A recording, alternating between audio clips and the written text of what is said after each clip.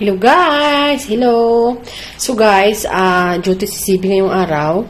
So habang wala siya, may nag-order sa akin guys ng suman sa asin at luya. So tinanggap ko siya kasi nga pag ako lang dito, nakagawa ko ang mga orders guys. Okay? So ito ingredients guys. I-measure ko muna yung coconut milk guys. Kung ilang cup siya. Kung ilang cup yung coconut milk, yun din ang ilang cup na ilalagay ko na malagkit guys. Okay? At saka kunting luya guys. At saka asin, 1 teaspoon and half na asin guys. Tapos dahon. Yan lang ang ingredients guys, okay? Itong dahon, ilalagay ko pa siya sa apoy para hindi siya matigas. Okay? So ipapakita ko sa inyo guys. So ito na siya guys. Ngayon tatansyahin na natin kung ilang cup yung coconut milk guys, okay?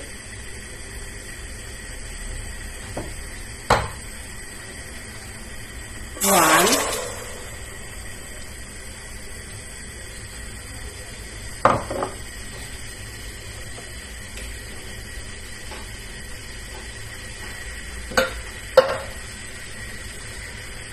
Two.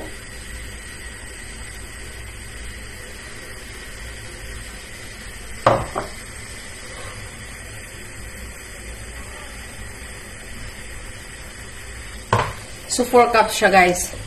3.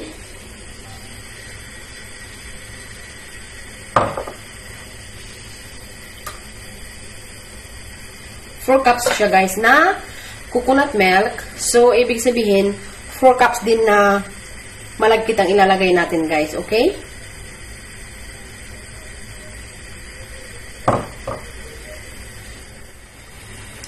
Ayan, guys. So, ilalagay natin yung asin, guys. 1 and half teaspoon ito siya, guys. Pero kunti lang muna ilalagay natin, guys, okay? Mamaya, ititikman natin siya kung tama na yung lasa. Huwag mo munang ubusin. Huwag niyo munang ubusin. Ngayon, guys, uubusin natin yung luya, okay? Kasi maliit lang ito. Yung iba, guys, pwede nilang gawing gata yung luya, guys. Kaya lang, ayaw ko kasi gusto ko yung nakikita yung luya sa suman, guys. Kaya nga, suman sa asin at luya, eh. Gusto ko nakikita yung luya. Ayan, haluin lang natin ng haluin. Guys.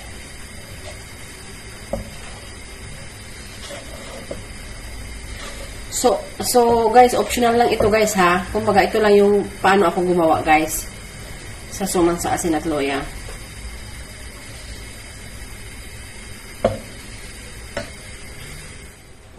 So, ayan na guys, kumukulo na siya. Haluin lang natin guys ng haluin para hindi masunog sa ilalim. Ganyan. Tapos guys, tinikman ko yung asin. Kulang pa siya ng asin. So, lalagyan pa natin. Lalagyan pa natin guys. Kailangan lang haluin ng haluin para hindi masunog sa ilalim guys, okay? Bali, half cook lang ito, guys.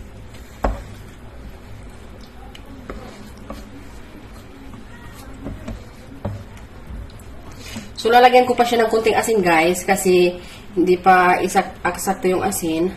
Basta wag lang muna nating ubusin, guys, ang 1 and half teaspoon.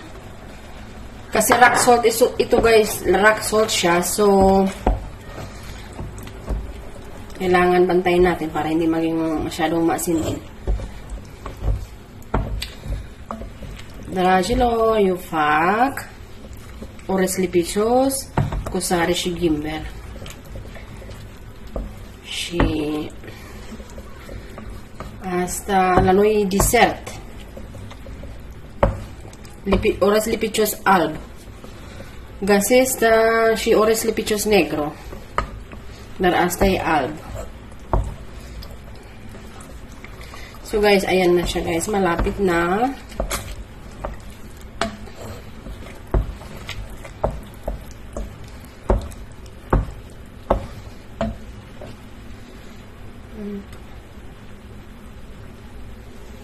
Tatansyahin lang natin guys kung alam nyo pwede na siyang irap ng dahon guys, okay?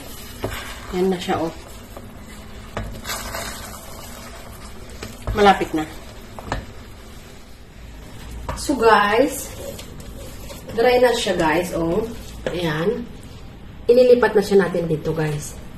Para i-ready na natin sa pag-wrap.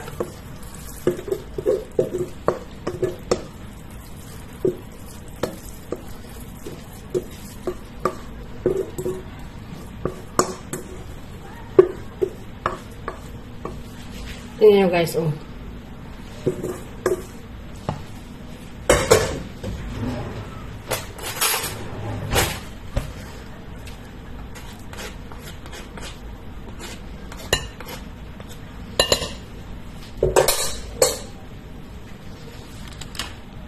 Ayan na siya guys, ready for wrap na. Ngayon naman guys, ang gagawin ko, bali ano ko yung dahon sa apoy para hindi siya matigas guys. Para madali siyang madali siya lumambot. Ayan.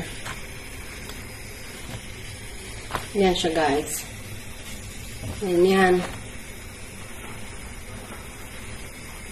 Ganito guys, okay? Para malambot yung dahon guys, kailangan yan. I-ano mo sa apoy. Yan. Itong dahon guys, ano to, frozen. Na nabibili dito sa Romania. Dragel or astay fronzi di banana. Gasita yala congelat. Asta. Trebuie să băgăm foc puțin, să facă mai moale.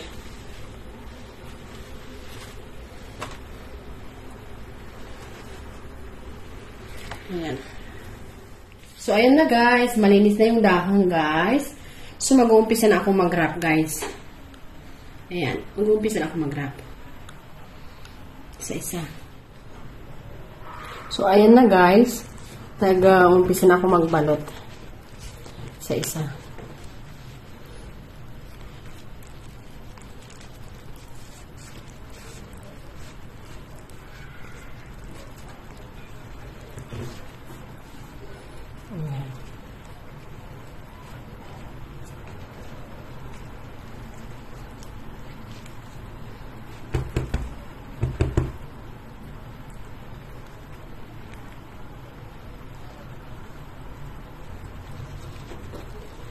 Yuppie!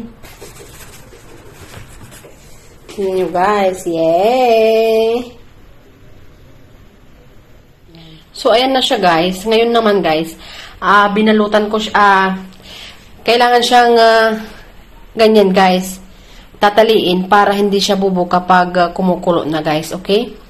So guys, ang binta ko nito, dalawa nito guys is 15 lei. Kung i-convert sa peso guys is 160 peso. Itong dalawa. Yan. Ngayon guys, sasabawan siya ng tubig. Tapos pakuluan siya guys ng 10 minutes guys. Pakuluan. So, done. Suman sa asin at loya. Guys, ito na siya. Luto na. Ito na yung come out guys. Luto na siya. Yay! Ito na guys. Yummy!